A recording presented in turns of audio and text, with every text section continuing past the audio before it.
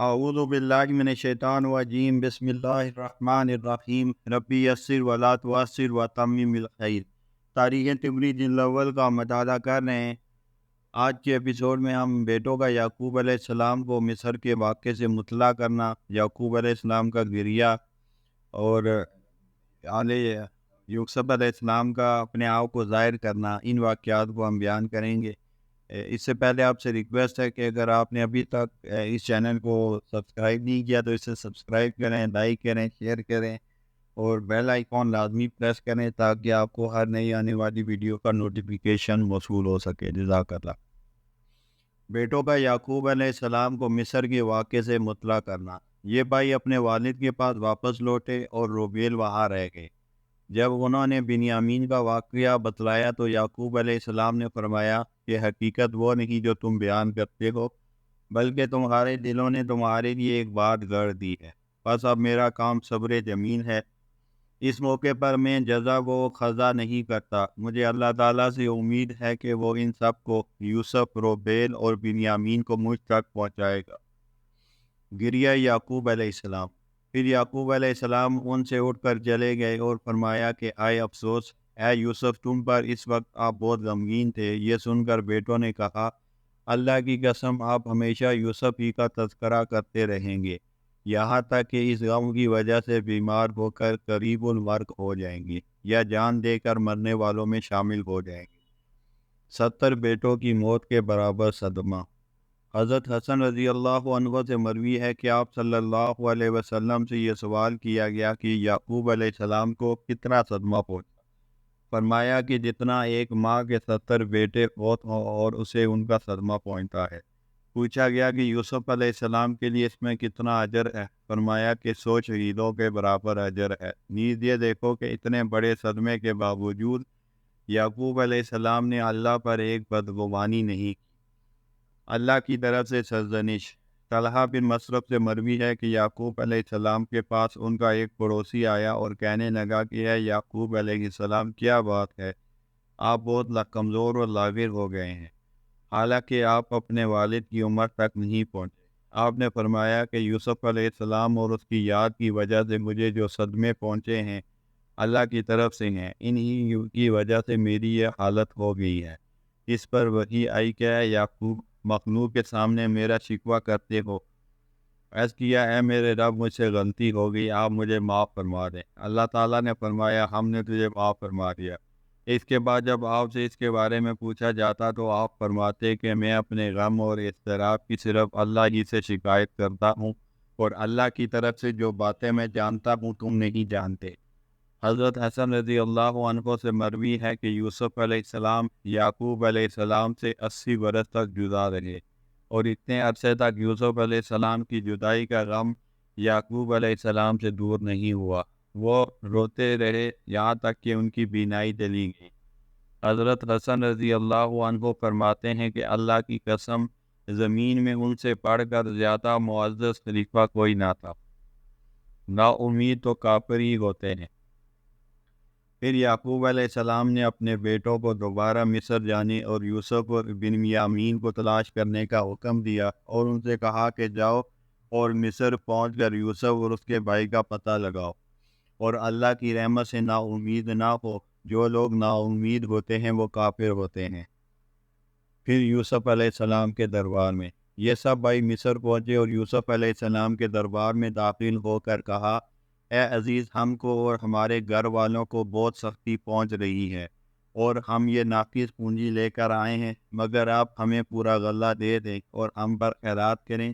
بے شک اللہ صدقہ کرنے والوں کو اچھا بدلہ دیتا ہے۔ جو ناقص پونجی یہ لے کر آئے تھے، اس کے بارے میں مختلف روایات ہیں۔ پہلا یہ کہ وہ ردی اور کھوٹے درم لائے تھے، دوسرا یہ کہ وہ گھی اور اون تھا، تیسرا قول ہے کہ وہ صنوبر اور سبزیوں کے بیج تھے، چوتھا یہ کہ وہ تلوار کی ڈالیں اور رسیاں تھیں، پانچواں ہے کہ وہ درہم اتنے کم تھے کہ غلے کی مطلوبہ مقدار کا عوض نہیں بن سکتے تھے۔ اسی بنا پر انہوں نے کہا کہ وہ درگزر فرما کر انہیں پورا غلہ دے دیں۔ سودی سے مروی ہے کہ ہم پر صدقہ کریں کا ایک مطلب یہ بھی بیان کیا گیا ہے کہ سکوں کے مقابلے میں ہمیں زیادہ غلہ دیں، اور دوسرا مطلب یہ بھی ہے کہ ہمارا بھائی ہم پر صدقہ کر دیں یعنی لوٹا دیں۔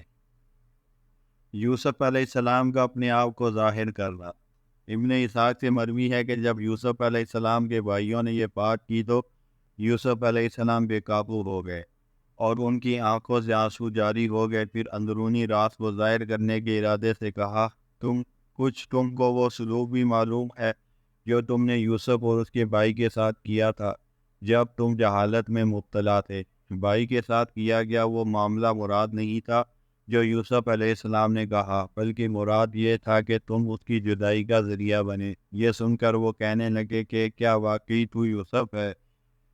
آپ نے فرمایا، ہاں میں یوسف ہوں اور یہ بنیامین میرا بھائی ہے۔ بلا شبہ اللہ نے ہم پر بڑا احسان کیا ہے کہ جدائی کے بعد ہمیں آپس میں ملا دیا۔ یقیناً جو شخص خدا سے ڈرتا ہے اور تکالیف پر صبر کرتا ہے اور اللہ ایسے نیکوکاروں کے اجر کو ضائع نہیں کرتے۔ یوسف علیہ السلام کا معاف کرنا۔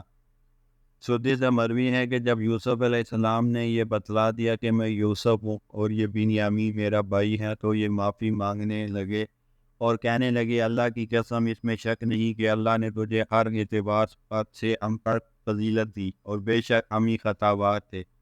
یوسف علیہ السلام نے فرمایا کہ آج تم پر کوئی سرزنش نہیں ہے، اللہ تم کو معاف فرمائے اور وہ سب رحم کرنے والوں میں سب سے بہتر رحم کرنے والا ہے۔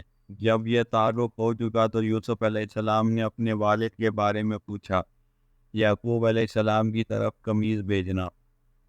سودی سے مروی ہے کہ یوسف علیہ السلام نے ان سے فرمایا کہ میرے بعد میرے والد کا کیا بنا؟ انہوں نے جواب دیا کہ آپ کے غم میں نابینا ہو گئے۔ یوسف علیہ السلام نے کہا کہ تم میرا یہ کرتا لے جاؤ اور اسے میرے باپ کے چہرے پر ڈال دو، وہ بھی بینا ہو جائیں گی، اور سب گھر والوں کو میرے پاس لے آؤ۔ جب یہ قافلہ مصر سے باہر نکلا تو یعقوب علیہ السلام فرمانے لگے کہ آج میں یوسف علیہ السلام کی خوشبو محسوس کر رہا ہوں۔ ابو ایوب الخوزنی سے مروی ہے کہ ہوا قافلہ پہنچنے سے پہلے یعقوب علیہ السلام تک چلی گئی اور یہ خوشبو یعقوب علیہ السلام تک پہنچا دی اور اسے محسوس کر کے یعقوب علیہ السلام نے فرمایا، میں آج یوسف علیہ السلام کی خوشبو محسوس کرتا ہوں، اگرچہ تم کہو گے کہ میں ستیا گیا ہوں۔ یوسف علیہ السلام کی قمیض کی خوشبو۔ ابن عباس رضی اللہ عنہ سے مروی ہے کہ 8 رات کی مسافت ہے جس سے یہ خوشبو یعقوب علیہ السلام کو پہنچی۔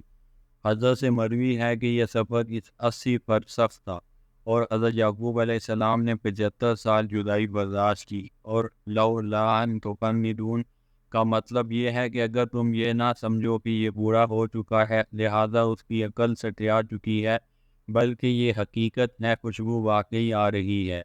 اس وقت حاضرین میں سے کسی نے کہا، اللہ کی قسم آپ پرانی بھول میں ہیں۔ لیکن بالآخر خوشخبری دینے والا بھی آ گیا، یعنی وہ قمیص لے آیا جو یوسف علیہ السلام نے بھیجی تھی، جس کا نام یہودا ابن یعقوب تھا، تو اس نے یوسف علیہ السلام کے زندہ ہونے کی خوشخبری دی۔ قمیص دے کر بینائی لوٹ آنا۔ سودی سے مروی ہے کہ جب یوسف علیہ السلام نے یہ کہا کہ میری یہ قمیص لے جا کر میرے والد کے چہرے پر ڈال دو تو یہودا نے کہا، پہلے میں یوسف علیہ السلام کی قمیص خون میں لٹ پٹ لے کر گیا تھا اور یہ جھوٹ بولا تھا کہ یوسف علیہ السلام کو بھیڑیا کھا گیا ہے۔ اب اس کا بدلہ یہ ہے کہ اس قمیص کو میں ہی لے کر جاؤں گا اور والد کو بتاؤں گا کہ یوسف علیہ السلام زندہ ہیں، تو جس طرح پہلے غم پہنچایا تھا اب خوشی کا ذریعہ بنوں گا۔ آپ ہی کو بشیر کہا گیا ہے۔ چنانچہ جب یہ بشیر قمیض لے کر گیا اور یعقوب علیہ السلام کے چہرے پر ڈالی تو ان کی بینائی لوٹ آئی، اور یعقوب علیہ السلام نے فرمایا کہ میں تم سے کہا کرتا تھا کہ میں اللہ کی طرف سے ایسی باتیں جانتا ہوں جو تم نہیں جانتے۔ یہ بات اس لیے فرمائی کیونکہ یوسف علیہ السلام نے یہ خواب سنایا تھا کہ 11 ستارے اور سورج اور چاند مجھے سجدہ کر رہے ہیں، اور اس خواب کی تعبیر کو تو یعقوب علیہ السلام جانتے تھے، ان کے بیٹے نہیں۔ بیٹوں کا باپ کے سامنے شرمندہ ہونا۔